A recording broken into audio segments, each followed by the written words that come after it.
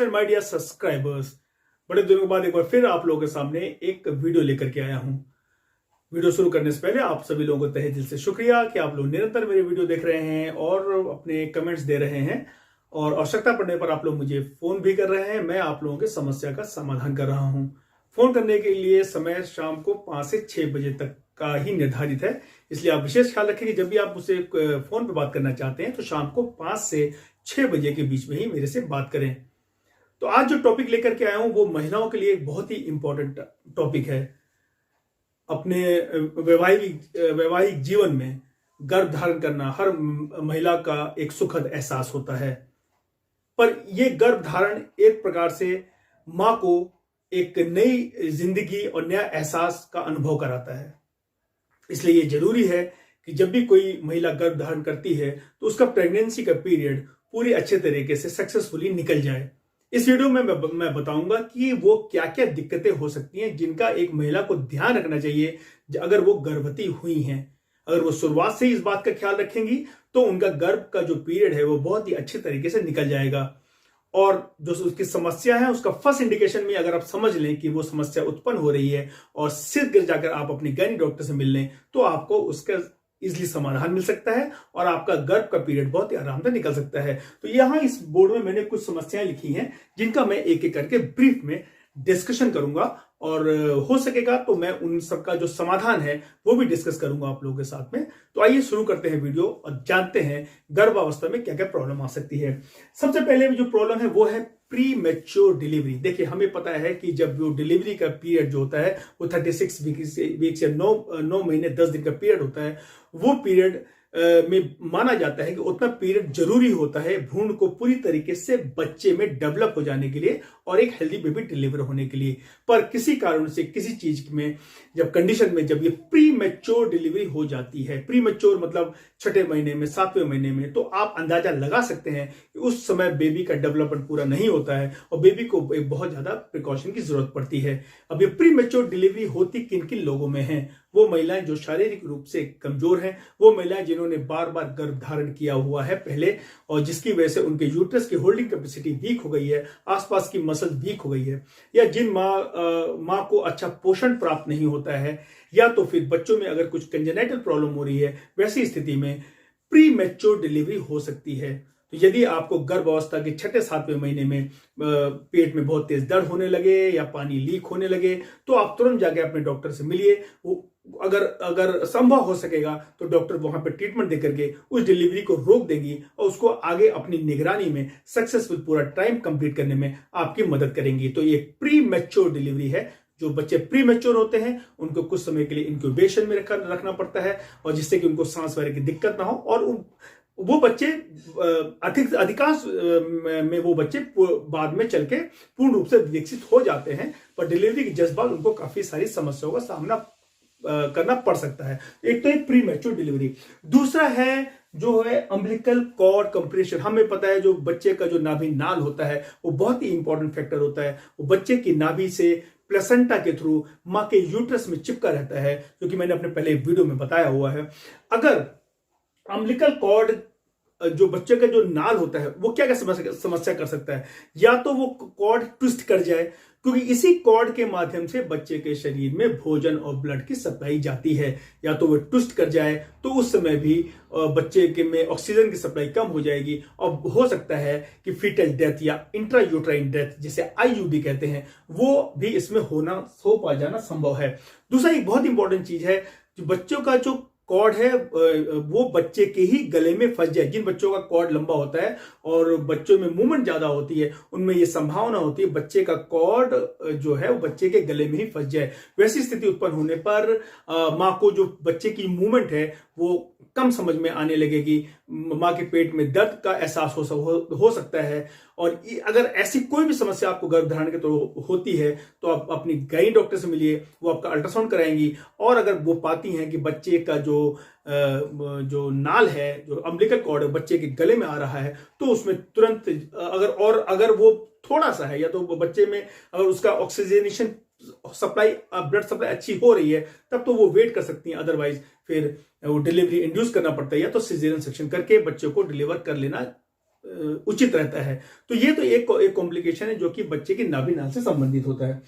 दूसरा होता है एबनॉर्मल प्रेजेंटेशन। हम जानते हैं बच्चे जब जो गर्भ में रहता है उसका सर नीचे की तरफ होना चाहिए और पैर ऊपर की तरफ होना चाहिए, पर अगर बच्चे का पैर नीचे की तरफ है जिसे कि हम ब्रीच प्रेजेंटेशन है, या बच्चा जो ट्रांसवर्सी लेटा है जिसे हम ट्रांसवर्स लाई कहते हैं, तो वैसी महिलाओं को अपने गायनी डॉक्टर के रेगुलर संपर्क में रहना चाहिए। गायनी डॉक्टर आपकी जो है वो कोशिश कर सकती है मैन्युअली बाहर से बच्चे को रोटेट करके उसको उस नॉर्मल पोजीशन में लेकर के आ जाएं।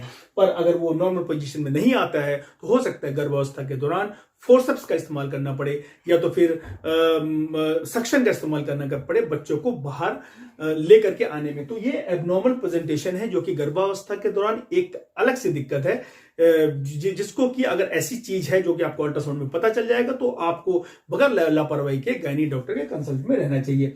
दूसरा है आपका यूटेराइन रप्चर। यूट्रस अगर अचानक रप्चर हो जाता है, ये उन महिलाओं में होता है जो कि बार बार गर्भ धारण के जिनका गर्भाशय बहुत कमजोर है। तो अगर आप गर्भावस्था के दौरान अचानक ही बहुत तेज दर्द उठे, ब्लीडिंग होने लगे और पेट में पूरा टाइट हो जाए, पेट फूल जाए, अगर अचानक ही ऐसा हो जाए तो वो इंडिकेशन हो सकता है कि यूट्राइन रप्चर का हो। यूट्राइन रप्चर की स्थिति में कोई और विकल्प नहीं होता है। अगर बच्चे की आयु कम है तो वो एबॉर्शन की स्थिति होती है, नहीं तो फिर जल्दी से डिलीवरी करा करके और यूट्रस को फिर हमें सिलना पड़ता है। ये यूट्राइन रप्चर एक कॉम्प्लिकेशन है।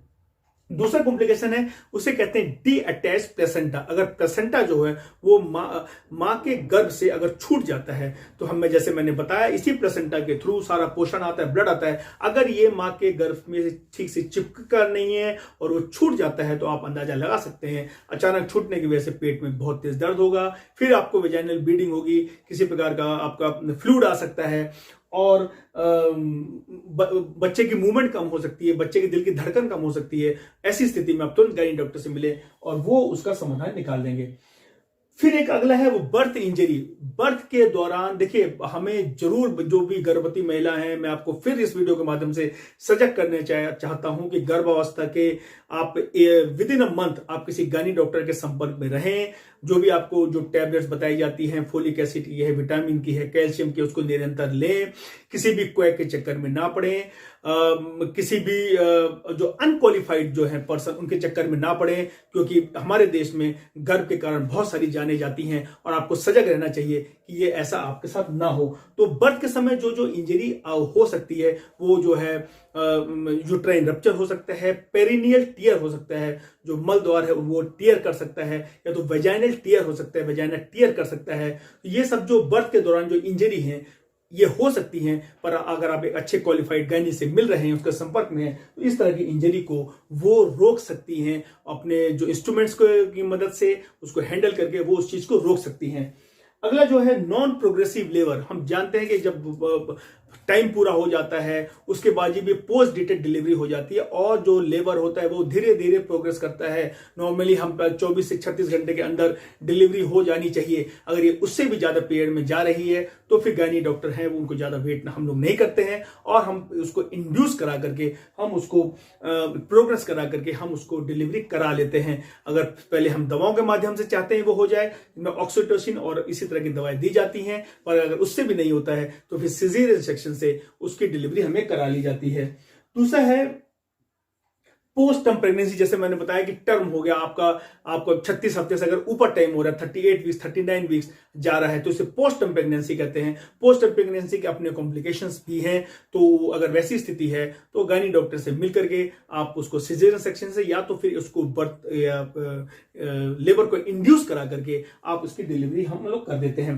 दूसरा भी एक बहुत इंपॉर्टेंट है, देखिए वो पोस्टपार्टम हेमरेज। जब डिलीवरी हो जाती है, बच्चा बाहर आ जाता है, बच्चे का नाल जो है, जो बच्चे की जो प्लेसेंटा बाहर उसके आ जाता है, उसके बाद यूट्रस जो है गर्भाशय को सिकुड़ जाना चाहिए, कांटेक्ट हो जाना चाहिए। कभी कभी स्थिति में ये कांटेक्ट नहीं होता है तो उसको जब वो कांटेक्ट नहीं होने की वजह से ब्लीडिंग होती रहती है, उसको हम पोस्टपार्टम हेमरेज कहते हैं। पोस्टपार्टम हेमरेज में इमीडिएटली डॉक्टर मरीज को जो स्टेबलाइज करने की कोशिश करता है, उसको फ्लूइड देता है, उसको ब्लड देता है, ब्लड रोकने की कोशिश करता है, बाहर मैन्युअली कोशिश करता है कि वो यूट्रस जो है वो सिकुड़ जाए। पर अगर बहुत ही ज्यादा ब्लीडिंग होती है, पोस्टमार्टम हेमरेज अगर बहुत ज्यादा है, तो वैसी स्थिति में फिर यूट्रस का ऑपरेशन करना पड़ता है, या हिस्टेक्टमी जिसे कहते हैं, बच्चादानी को निकालना भी पड़ता है मां की जान को बचाने के लिए। तो ये पोस्टमार्टम हेमरेज है जो कि अपने आप में बहुत ही विकराल रूप ले लेता है और कई सारी महिलाओं की जान इसकी वजह से जाती है। तो इसके बारे में आपको थोड़ी सी नॉलेज होनी चाहिए। अगर पोस्टमार्टम की स्थिति है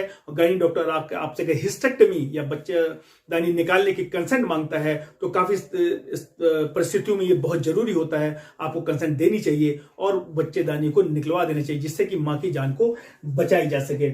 उसके बाद सिफेलो पेल्विक डिसप्रपोर्शन, बच्चे का जो सर है और जो मां का जो ओपनिंग है वो डिसप्रपोर्शन होता है, या तो सर बहुत बड़ा होता है, ओपनिंग छोटी होती है, ओपनिंग छोटी होती है, सर बहुत बड़ा होता है। इसलिए अगर डिसप्रपोर्शन अगर इस चीज की होती है तो भी बच्चा ठीक से बाहर निकल नहीं पाता है। उस वैसी स्थिति में फोर्सेप्स का अप्लाई करते हैं या सक्शन का अप्लाई करते हैं, और अगर उससे भी नहीं हो पाता है तो फिर सिजेरियन सेक्शन ही इसका विकल्प है, जिसके माध्यम से बच्चे की डिलीवरी को करा दिया जाता है। दूसरा मैंने बताया पेरिनियल टियर।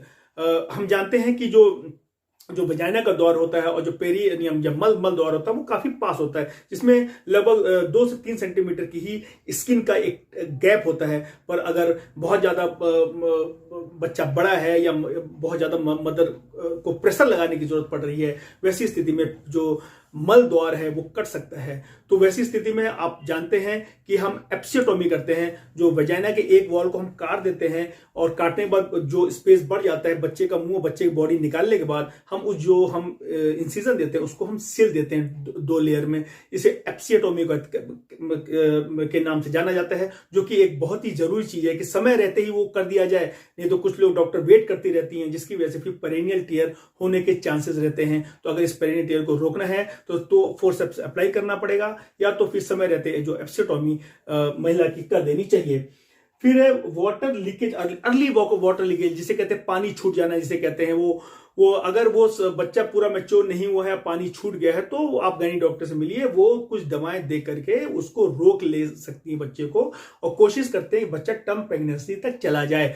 पर अगर लगता है कि बहुत ज्यादा खतरे वाली बात है तो फिर वो लेबर को इंड्यूस करा करके डिलीवरी करानी पड़ती है। तो वाटर लीकेज एक अपने आप में एक समस्या है। दूसरा एक समस्या है जिसे कहते हैं शोल्डर डिस्टोसिया। उसमें क्या होता है कि डिलीवरी होने से पहले बच्चे का जो हाथ होता है वो बाहर आ जाता है, और वो बाहर आने की वजह से फिर उसमें सर को आने का जो स्पेस है वो बहुत कम हो जाता है, जो जिसे कहते हैं हम हैंड प्रोलैप्स, पहले हाथ बाहर निकल जाता है। शोल्डर डिस्टोसिया भी अपने आप में एक गंभीर समस्या है। इसके लिए डॉक्टर फोर्सेप्स या वैक्यूम सेक्शन का इस्तेमाल करके बच्चे की डिलीवरी आराम से कराने की कोशिश करती हैं। अगर उससे संभव नहीं होता है तो फिर सिजेरियन सेक्शन कर दिया जाता है।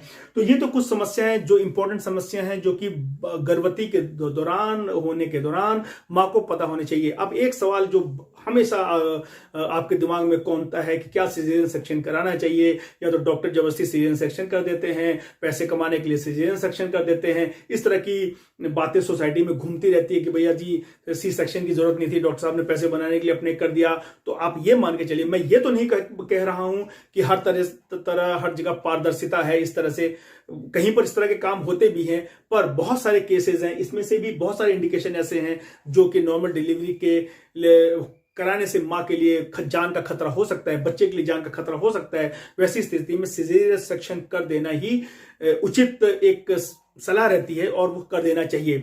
और तो इसलिए अगर जब भी सिजेरियन सेक्शन की बात आती है तो आप उसको समझ सकते हैं, दूसरे डॉक्टर के आप ओपिनियन ले सकते हैं जरूर, लेकिन हर समय ये कई केसेस में देखा गया है कि माँ बाप अड़े रहते, नहीं हमें तो नॉर्मल डिलीवरी चाहिए, कुछ भी हो जाए नॉर्मल डिलीवरी चाहिए, और बाद में अगर कोई कॉम्प्लिकेशन होती है तो उसका भी सारा दोष डॉक्टर पर ही मर दिया जाता है। तो अगर काफी केसेस में इनमें से ही बहुत सारे कॉजेज हैं जिसमें नॉर्मल डिलीवरी संभव नहीं होती है, वैसी स्थिति में जरूर होता है कि वो जो है प्रसव को इंड्यूस करा दिया जाए या तो फिर सिजेरियन सेक्शन करा दिया जाए। तो मैं उम्मीद करता हूं इस वीडियो के माध्यम से मैं बताने में सफल रहा हूं कि जो गर्भावस्था के दौरान आपको किन किन बातों का लेकर के सचेत रहना चाहिए और किन की क्या क्या समस्या हो सकती हैं। तो अगर इन मेरे वीडियो संबंधित में आपके दिमाग में कोई भी प्रश्न है तो प्लीज प्लीज प्लीज मेरे कमेंट सेक्शन में लिखिए, और मेरे चैनल को सब्सक्राइब जरूर कीजिए। इस बार थोड़ा सा गैप हो गया था, अगली वीडियो में गैप नहीं होगा, मैं अगली वीडियो बहुत जल्दी लेकर के आऊंगा। और ये वीडियो देखने के लिए आपका तहे दिल से बहुत बहुत शुक्रिया। नमस्कार, धन्यवाद।